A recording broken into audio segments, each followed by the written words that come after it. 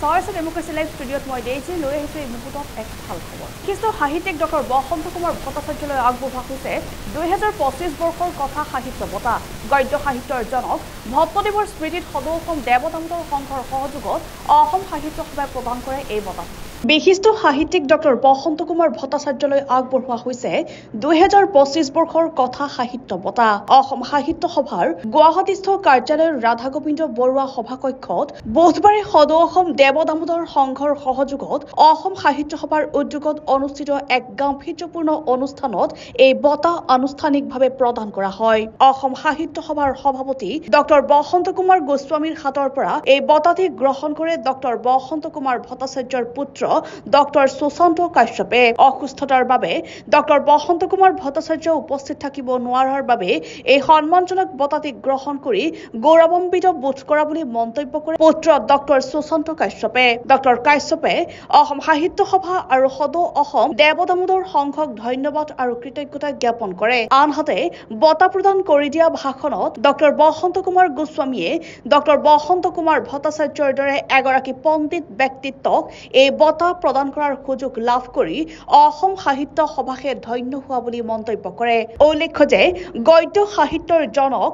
বৈকুণ্ঠ নাথ ভাগৱত ভট্টদেৱৰ স্মৃতিত এই বঁটা প্ৰদান কৰি অহা হৈছে। পণ্ডিত হেমচন্দ্ৰ গোস্বামীয়ে ভট্টদেৱক গদ্য সাহিত্যৰ জনক হিচাপে স্বীকৃতি দিয়াৰ কথাও ভাষণ প্ৰসংগত উল্লেখ কৰে অসম সাহিত্য সভাৰ সভাপতি ডক্টৰ গোস্বামীয়ে। সভাত ডক্টৰ গোস্বামীয়ে দেৱ দামোদৰ সংঘৰ প্ৰতিটো শাখাত একোটাকৈ শাখা সাহিত্য সভা গঠনৰ বাবেও আহ্বান জনায়। আনহাতে দেৱ দামোদৰ সংঘৰ প্ৰতিগৰাকী সদস্যই অসম সাহিত্য সভাৰ আজীৱন সদস্য পদ ল'ব বুলি সংঘৰ তৰফৰ পৰা সভাত প্ৰতিশ্ৰুতি প্ৰদান কৰাত সন্তোষ প্ৰকাশ কৰে সভাপতি ডক্টৰ বসন্ত কুমাৰ গোস্বামীয়ে। অনুষ্ঠানত বিশিষ্ট অতিথি হিচাপে উপস্থিত থাকি ভট্টদেৱ বিশ্ববিদ্যালয়ৰ উপাচাৰ্য ডক্টৰ ধনপতি ডেকাই তেওঁৰ বক্তব্যত বিশ্ববিদ্যালয় চৌহদত ভট্টদেৱৰ এটি প্ৰতিমূৰ্তি স্থাপন কৰা হ'ব বুলিও ঘোষণা কৰে। সাহিত্য সভাৰ কাৰ্যালয় সম্পাদক ডক্টৰ সঞ্জীৱ শৰ্মাই ধৰা অনুষ্ঠানত আদৰণি ভাষণ আগবঢ়াই অসম সাহিত্য সভাৰ প্ৰধান সম্পাদক দেৱজিৎ বৰাই। আনহাতে সভাৰ উদ্দেশ্য ব্যাখ্যা কৰে সদৌ অসম দেৱ দামোদৰ সংঘৰ প্ৰধান সম্পাদক মনোৰঞ্জন গোস্বামীয়ে। অনুষ্ঠানৰ শেষত শলাগৰ শৰাই আগবঢ়াই সদৌ অসম দেৱ দামোদৰ সংঘৰ প্ৰাক্তন প্ৰধান সম্পাদক কনকেশ্বৰ গোস্বামীয়ে।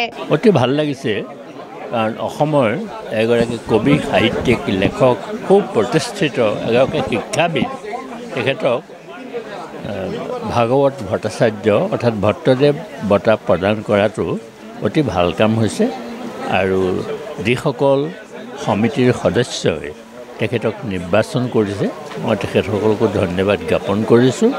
যোগ্যজনক যোগ্য সন্মান অসম সাহিত্য সভাই সদায় দি আহিছে আৰু ভৱিষ্যতলৈও দি থাকিব। তেখেতৰ মনত সুন্দৰ স্বাস্থ্য আৰু সুদীৰ্ঘ জীৱন কামনা কৰিছোঁ। সঁচাকৈ আমাৰ বাবে আচলতে সুন্দৰ দিন, আনন্দৰ দিন। যদিও দেউতা ডক্টৰ বসন্ত কুমাৰ ভট্টাচাৰ্য আজি শয্যাশায়ী, তথাপি অসম সাহিত্য আৰু সদৌ অসম দেৱ দামোদৰ সংঘই যিটো দেউতাক বৈকুণ্ঠনাথ ভাগৱত ভট্টাচাৰ্যৰ নামত বঁটা প্ৰদান কৰিলে তাৰ বাবে তেখেতসকললৈ আমি কৃতজ্ঞতা আৰু ধন্যবাদ জ্ঞাপন কৰিছোঁ আৰু ভাবিছোঁ অনাগত দিনত এই বঁটাই দেউতাক জীৱনৰ যিকেইটা দিন জীয়াই থাকিব আনন্দেৰে জীয়াই থাকিবলৈ দিব আৰু পুনৰ তেখেতসকলৰ আটাইলৈকে মই মোৰ শ্ৰদ্ধা ভক্তিভৰা সেৱা নিবেদিছোঁ। এই পদক্ষেপটো আমি সদায় ক্ৰেডিটটো দিব লাগিব সদায় আমাৰ অসম সাহিত্য সভাকেই। আমি কেইজনমান বিশেষকৈ ডক্টৰ আমাৰ কাৰ্যকৰী সভাপতি কমলাকান্ত কলিতা, আমাৰ প্ৰধান সম্পাদক মনোৰঞ্জন গোস্বামী, আমাৰ ডক্টৰ ৰবীন্দ্ৰনাথ গোস্বামী, আমি চাৰিজনে আহি অসম সাহিত্য সভাৰ লগত এই যিটো আমাৰ কথা সাহিত্য বঁটা এই বঁটাটো প্ৰদানৰ কাৰণে আজি কেইদিনমানৰ ভিতৰতেই আমি এটা যোগসূত্ৰ কৰিছিলোঁ আৰু যাৰ ফলত আজিৰ এই দিনটোত বাস্তৱ এটা পদক্ষেপ লৈ এই বঁটা প্ৰদান অনুষ্ঠানটো হ'ল। আৰু বঁটা প্ৰদানৰ ক্ষেত্ৰত আমি যিজন আমি প্ৰজেক্ট কৰিছিলোঁ সেইজন বসন্ত কুমাৰ ভট্টাচাৰ্য, তেখেতৰ বসন্ত কুমাৰ ভট্টাচাৰ্য।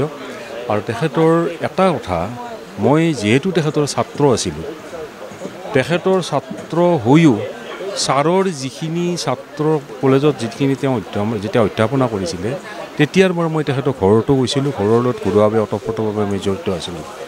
আৰু তেখেতক এটা কথা ক'ব লাগিব, তেখেতৰ ভাষা সংস্কৃতিৰ গৱেষক বুলিয়েই নহয়, নাট্য আন্দোলনৰো এটা কিন্তু গুৰিধৰোতা।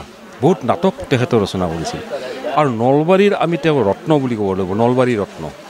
নলবাৰীৰ এনেকুৱা এজন ব্যক্তি আমি পাইছিলোঁ যিজন ব্যক্তিৰ ভাষা সংস্কৃতি সমাজ সংস্কৃতি নাট এইবিলাকৰ ক্ষেত্ৰত তেওঁ কিন্তু সমাজৰ এটা কিন্তু নলবাৰীত অৱদান নিশ্চয় আছে আৰু আমি সদৌ অসম ডেভেলপমেণ্টৰ সংঘয়ো তেখেতৰ নামটো মনোনীত কৰাত আমি নিজেই আনন্দিত লাভ কৰিছোঁ। সাহিত্য সভা অসমৰ বৃহৎ জাতীয় অনুষ্ঠান আৰু আমি দেৱ দামোদৰ সংঘৰ যদিও ধাৰ্মিক দিশ আছে, দেৱদাৱ দামোদৰ সংঘৰ সাহিত্যিক দিশ আছে।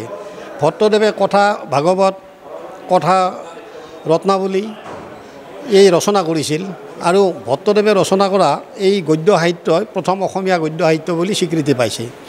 গতিকে আমি আমাৰ সংস্কৃতি আৰু ভাষা এই দুটাই একেলগ কৰি আমি যুটীয়াভাৱে আজি আমি কথা সাহিত্য বঁটা এই বছৰৰ কাৰণে ডক্টৰ বসন্ত কুমাৰ ভট্টাচাৰ্যদেৱক আমি যুটীয়াভাৱে প্ৰদান কৰিছোঁ আৰু আমি আশা ৰাখিছোঁ অসমৰ ৰাইজে এই যে ভট্টদেৱক স্মৰণ কৰি বা ভট্টদেৱৰ যি গদ্য সাহিত্য বা অন্যান্য সাহিত্য আছে এইবিলাক প্ৰচাৰ কৰি আৰু প্ৰসাৰ কৰি আমি গোটেই এইটো যদি আমি গোটেই পৃথিৱী জুৰি প্ৰচাৰ কৰিব পাৰোঁ তেতিয়াহ'লে আৰু এই গোটেই ভাষাটোৰ লগত এই অসমীয়া যি গদ্য সাহিত্যৰ ৰচক তেখেতকো গোটেই পৃথিৱী জুৰি মানুহে চিনি পাব।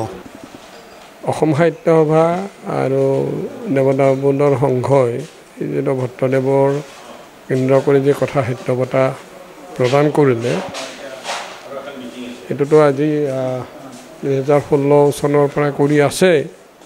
তো এইটো এটা ভাল পদক্ষেপ হৈছে এইকাৰণে যে